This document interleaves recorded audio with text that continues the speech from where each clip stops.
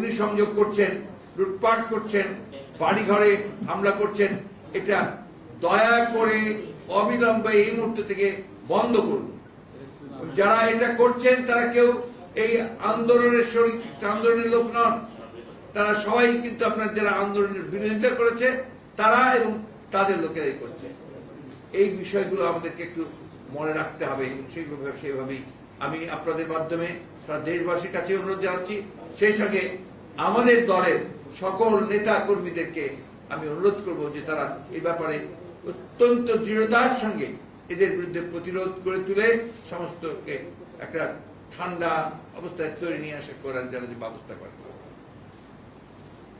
দ্বিতীয় জিনিসটা যে পরবর্তী যেটা অত্যন্ত জরুরি, আপনারা জানেন যে গতকাল আমাদেরকে রাষ্ট্রপতি ডেকেছিলেন বিভিন্ন রাজনৈতিক দলকে এবং সেনাপ্রধান এবং 3 বাহিনীর প্রধানরা সেখানে উপস্থিত ছিলেন, তারা ডেকেছিলেন।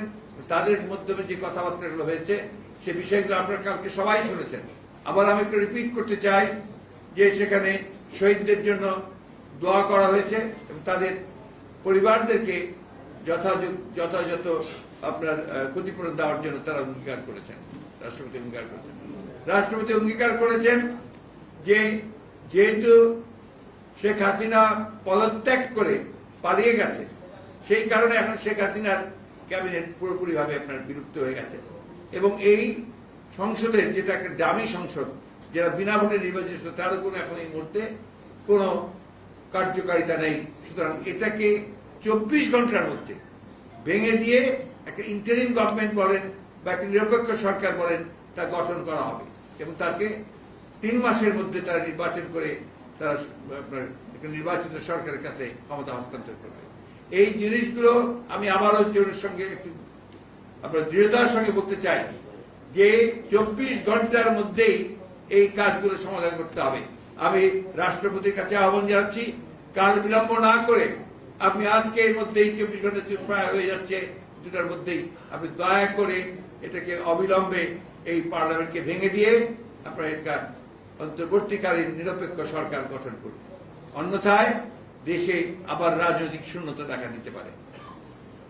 আমি ধন্যবাদ জানাতে চাই আমাদের দেশপ্রেমিক সশস্ত্র বাহিনীকে। তারা যে ভূমিকা রেখেছেন তারা নিঃসন্দেহে এই দেশের রক্ষার্থে, তার স্বাধীনতার সর্বত রক্ষার্থে তারা আবার তাদের একটা ঐতিহাসিক ভূমিকা পালন করেছেন। সেটাকে সুদৃঢ় করতে হবে, সেই জন্য জনগণের সমর্থন তাদের প্রয়োজন রয়েছে। আমি তাদের প্রতি আহ্বান জানাবো যে আপনারা অতি দ্রুত আপনাদের সেই দায়িত্ব পালন করবেন দৃঢ়তার সঙ্গে। এবং আপনাকে যেটা আমরা আগেও বলেছি আবারও বলছি যে রাষ্ট্রপতি এবং সশস্ত্র বাহিনীর প্রধানেরা তারা সবাই একমত হয়েছেন যে তারা অবিলম্বে তারা দেশনেত্রী বেগম খালেদা জিয়ার মুক্তি দেবেন এবং সেই সঙ্গে আমাদের যারা এই আন্দোলন চলাকালীন সময়ে মিথ্যা মামলায় যাদেরকে আটক করা হয়েছে তাদের সকলকে মুক্তি দেওয়া হবে। একই সঙ্গে অন্যান্য যে সমস্ত মিথ্যা মামলা দীর্ঘকাল ধরে আমাদের যে সমস্ত নেতাকর্মী রাজনৈতিকভাবে আপনার সাজা দিয়ে আটক করা হয়েছে তাদেরকেও মুক্তি দেওয়ার সমস্ত প্রক্রিয়া তারা চূড়ান্ত করবেন, এগুলো তাদের কমিটমেন্ট। সুতরাং আমরা আশা করব এই বিষয়গুলোতে দ্রুততার সঙ্গে হবে।